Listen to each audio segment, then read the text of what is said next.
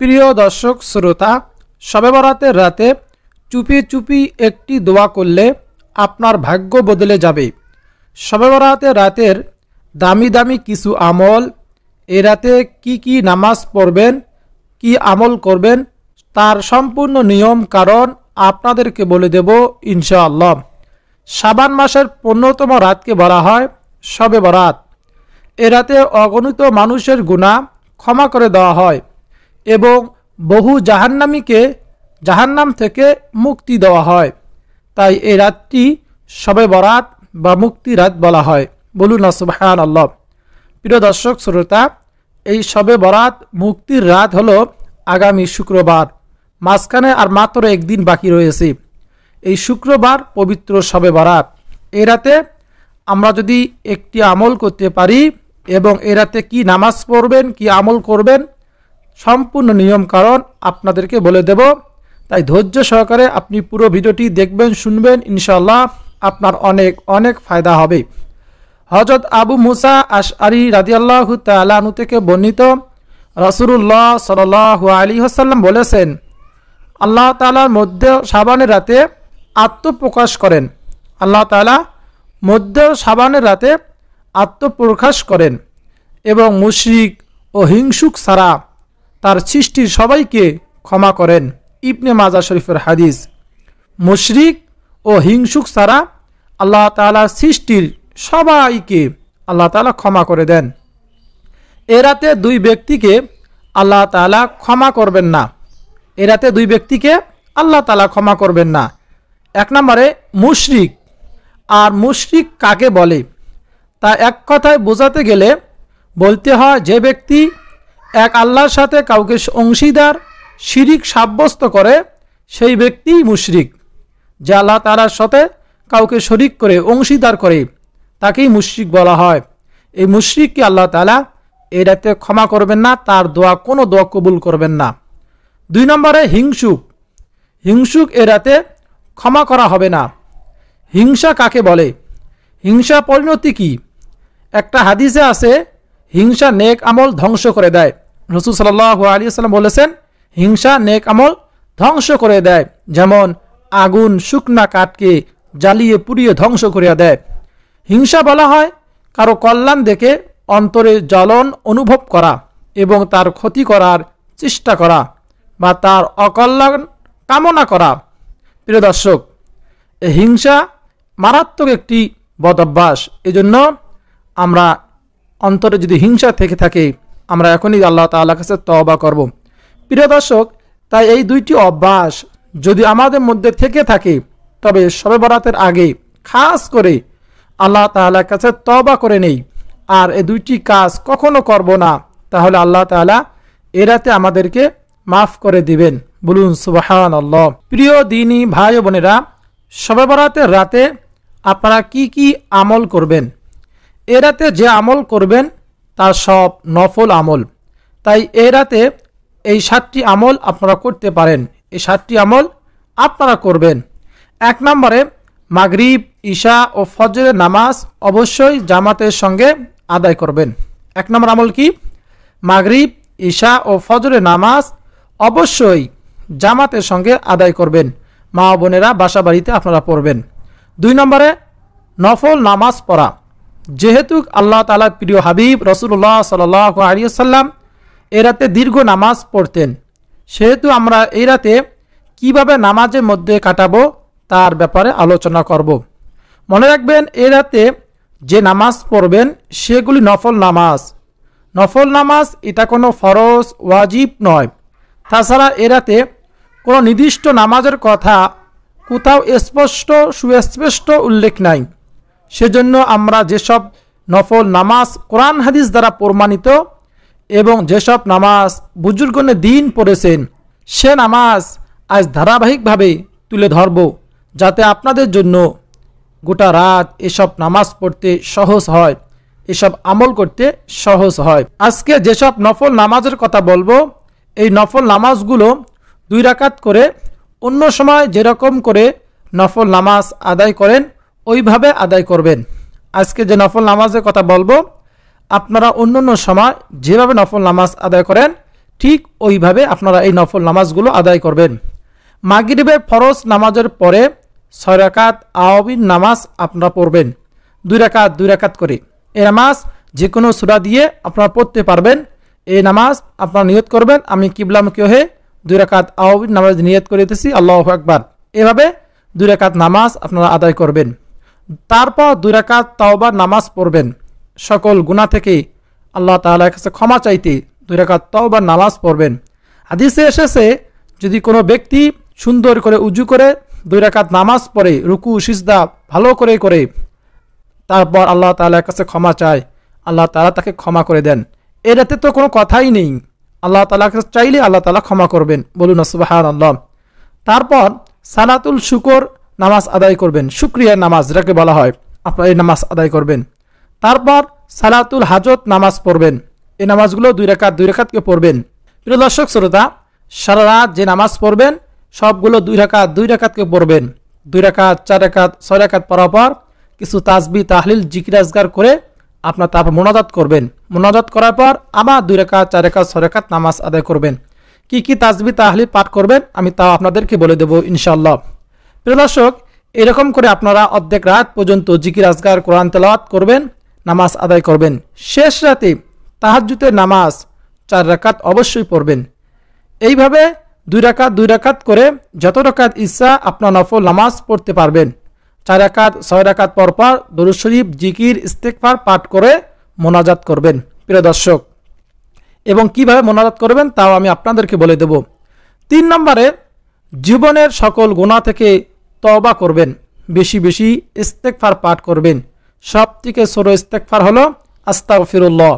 আপনি কোনো ইস্তেগফার পড়তে পারেন না, সমস্যা নেই, আস্তাগফিরুল্লাহ তো পড়তে পারেন। এই আস্তাগফিরুল্লাহ বেশি জিকির করবেন। 4 নম্বর আমলটি হলো কোরআন তেলাওয়াত করা, দরুদ শরীফ পড়া, জিকির আজকার করা ইত্যাদি। আপনি যদি কোরআন পড়তে পারেন, কোরআন বেশি তেলাওয়াত করবেন। প্রিয় দর্শক, দরুদ শরীফ পাঠ করবেন, সাল্লাল্লাহু আলাইহি ওয়াসাল্লাম, জিকির করবেন, সুবহানাল্লাহ। প্রিয় দর্শক, কোরআন পড়তে না পারেন, শুধু সূরা ইখলাস পারেন, তাই সূরা ইখলাস সূরা বেশি পাঠ করবেন। হাদিসে বলা হয়েছে 3 বার সূরা ইখলাস পড়লে 1 খতম কোরআন খতম দেওয়া সওয়াব আল্লাহ তাআলা আমাদেরকে দান করবেন। এজন্য আমরা খাস দিলে আল্লাহ তাআলা সন্তুষ্টির উদ্দেশ্যে আমরা সূরা ইখলাস পারি, সূরা ইখলাসই পড়ব।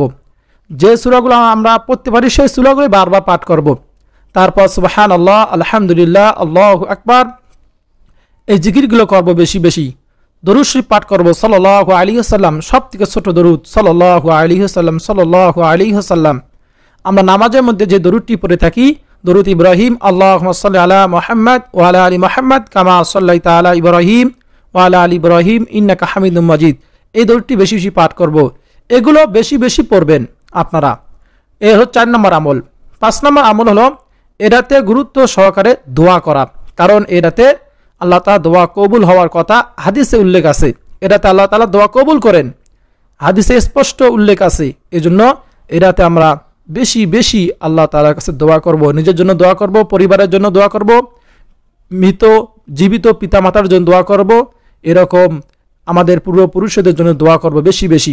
6 নম্বরে, এটাতে সাধ্য মতো কিছু দান করা, এটাতে আমাদের সাধ্য মতো কিছু দান সদকা করা এবং নফল ইবাদত করে মৃত বাবা মা পরিবারের জন্য সব পৌঁছানো। কিছু দান সদকা করে, নফল ইবাদত করে মৃত বাবা মা পরিবারের জন্য যারা মৃত্যুবরণ করেছেন তাদের কবরে সব এরকম বকশিশ করে দেওয়া। 7 নম্বর আমলটি হলো 15 শাবান নফল রোজা রাখা। রোজা রাখার বিষয়টি উল্লেখিত হাদিস ছাড়াও আরও হাদিস দ্বারা প্রমাণিত।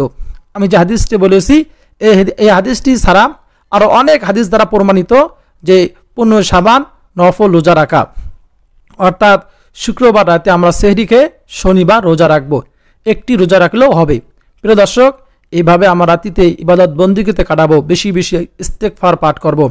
প্রিয় দর্শক শ্রোতা, শুরুতে বলেছি শবে বরাতের রাতে চুপি একটি দোয়া করলে ভাগ্য বদলে যাবে, বলুন না সুবহানাল্লাহ। কি সেই একটি দোয়া, কি একটি আমল আমরা এই শবে বরাতের রাতে করব এবং আমরা আজকে থেকে এই আমলটি করা শুরু করে দেব।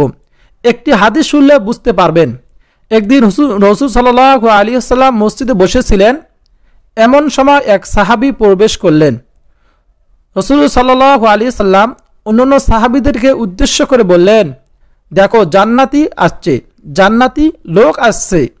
সেই সাহাবীর নাম হলো সাদ ইবনে আবি ওয়াক্কাস রাদিয়াল্লাহু তাআলা আনহু। সাহাবায়ে কেরাম সাদ ইবনে আবু ওয়াক্কাস রাদিয়াল্লাহু তাআলা আনহুর ব্যাপারে রাসূল সাল্লাল্লাহু আলাইহি সাল্লামের এমন সুসংবাদ দেওয়ার খুবই আশ্চর্য হলেন। এবং সাহাবাদের অভ্যাস ছিল কারো ব্যাপারে হুজুর যদি কিছু সুসংবাদ দিতেন তাহলে সে সাহাবী কোনো আমল করার কারণে এই সুসংবাদের অধিকারী হয়েছেন তা জানতে চেষ্টা করেন। বলুন না সুবহানাল্লাহ। কোনো সাহাবীর ব্যাপারে যদি রাসূল সাল্লাল্লাহু আলাইহি সাল্লাম কিছু সুসংবাদ দিতেন তাই ওই সাহাবী কি জন্য এই সুসংবাদ পেল, তার আমল কি, এটা জানার জন্য বাহি সাহাবীরা চেষ্টা করতেন যাতে তারা সেই আমলটি করে সৌভাগ্যবান হতে পারেন। দ্বিতীয় দিনও একই ঘটনা ঘটল। রাসূল সাল্লাল্লাহু আলাইহি সাল্লাম বসা ছিলেন।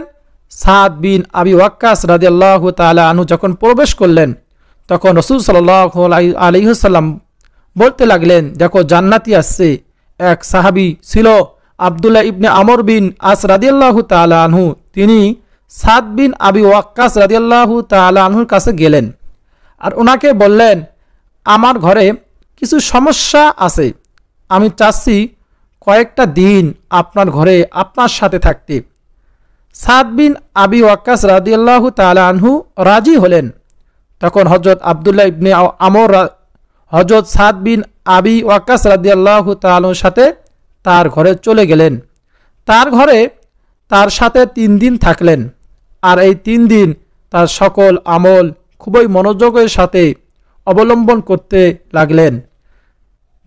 সে আমল করার কারণে রাসূল সাল্লাল্লাহু আলাইহি ওয়াসাল্লাম দুনিয়াতেই সাদ বিন আবি ওয়াক্কাস রাদিয়াল্লাহু তাআলা আনহুর ব্যাপারে জান্নাতের সুসংবাদ দিয়েছিলেন। কিন্তু সাদ বিন ওয়াক্কাস রাদিয়াল্লাহু তাআলা আনহু তেমন কোনো স্পেশাল আমল দেখতে পেলেন না। তখন তিনি সাদকে প্রশ্ন করলেন, ভাই, আমি মূলত আপনার আমলসমূহ দেখার জন্য আপনার সাথে 3 দিন অতিবাহিত করেছি, কারণ আপনার ব্যাপারে আল্লাহর প্রিয় হাবিব রাসূল সাল্লাল্লাহু আলাইহি সাল্লাম জান্নাতের সুসংবাদ দিয়েছেন। আমি চেষ্টা করেছি আপনার স্পেশাল কোনো আমল আছে কি না তা খুঁজে বের করার জন্য, কিন্তু আমি আপনার কাছে এসেছি, এখন দেখি তেমন কোনো স্পেশাল আমল দেখতে পেলাম না। আপনি দয়া করে বলেন আপনি এমন কি আমল করেন যার কারণে আল্লাহ রাসূল সাল্লাল্লাহু আলাইহি ওয়াসাল্লাম আপনার ব্যাপারে জান্নাতের সুসংবাদ দিয়েছিলেন। তখন হযরত সাদ বিন আবি ওয়াক্কাস রাদিয়াল্লাহু তাআলা বলেন, আমি স্বাভাবিক আমল সমূহই করি, তবে একটি আমল আমার আছে। যেমন আমার সাথে যদি দিনে কারোর সাথে ঝগড়া হয়, কেউ যদি আমাকে কষ্ট দেয়, কারো কোনো কাজে যদি আমি দুঃখ পাই, যখন আমি রাতে শুতে যাই তখন আমি সকলকে অন্তর থেকে ক্ষমা করে দেই। আমি বলি, হে আল্লাহ, যদি কেউ আমাকে একটু কটু কথা বলে, যদি কেউ আমাকে অপমান করার জন্য কিছু বলে, হে আল্লাহ, যদি কেউ আমাকে ধমক দেয়, হে আল্লাহ, যদি কেউ আমার সমালোচনা করে, আমি যদি সত্যি কোনো দোষ করে থাকি আমাকে তুমি ক্ষমা করে দাও। আর যদি আমার মধ্যে সে দোষ না থাকে যে আমাকে কটু কথা বলে কষ্ট দিল, হে আল্লাহ, আমি তাকে ক্ষমা করে দিলাম, ও হে আল্লাহ, তুমি তাকে ক্ষমা করে দাও।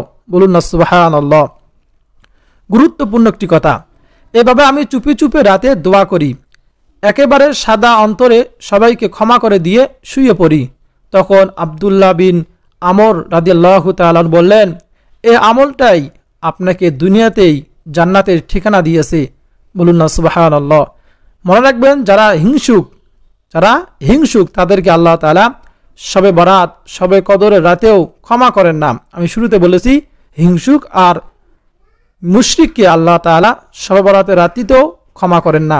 তাই শবে বরাতের রাতে নিজের ভাগ্যকে পরিবর্তন করতে চান, তাহলে আল্লাহ তাআলা খাজানা থেকে নিয়ামত হাসিল করতে চান, তাহলে প্রতিদিন রাতে চুপে চুপে সকলকে ক্ষমা করে দিয়ে সাদা মনে ঘুমাতে পারেন, তাহলে আপনার লাইফ চেঞ্জ হয়ে যাবে। কারো প্রতি কোনো বিদ্বেষ থাকবে না। বলুন না সুবহানাল্লাহ। কারো প্রতি কোনো প্রতিশোধ পরায়ণতা থাকবে না, কারো প্রতি কোনো হিংসা থাকবে না, তখন আপনিও সকল পেরেশানি থেকে মুক্ত হয়ে যাবেন। বলুন সুবহানাল্লাহ।